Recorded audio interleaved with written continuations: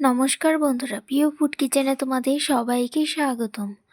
আজ আমি রান্না করব একাদশীর জন্য সাবুদানার পোলাও। তো এখানে সাবুদানা ভিজিয়ে নিয়েছি আর কেটে নিয়েছি আলু আর গাজর। এদিকে কড়াই বসিয়ে দিয়েছি সূর্যমুখী তেল।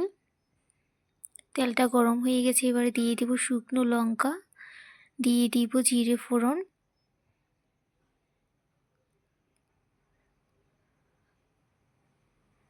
তোমরা চাইলে এখানে কালো জিরে দিতে পারো। এবারে দিয়ে দিচ্ছি কেটে রাখা আলু আর গাজরগুলো।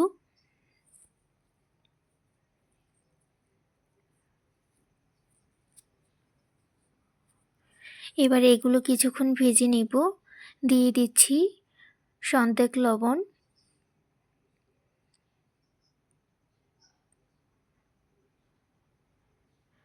দেখো আলু আর গাজরগুলো ভাজা ভাজা হয়ে গেছে। এখানে একটু আমি আদাও দিয়েছিলাম, সেটা তোলা হয়নি ভিডিওতে। এবারে দিয়ে দিচ্ছি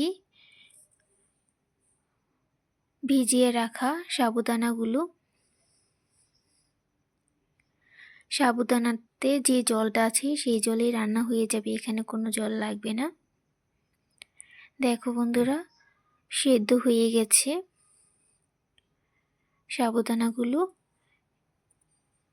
গরম অবস্থাতে একটু আঠালো আছে, কিন্তু ঠান্ডা হলে একদম ঝরঝরা হয়ে যাবে।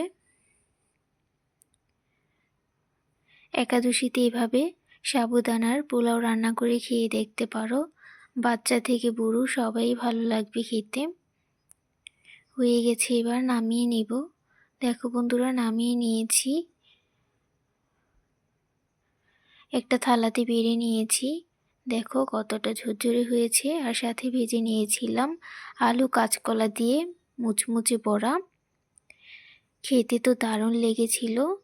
তোমরা এভাবে রান্না করে খেয়ে দেখতে পারো, খুবই ভালো লাগে খেতে।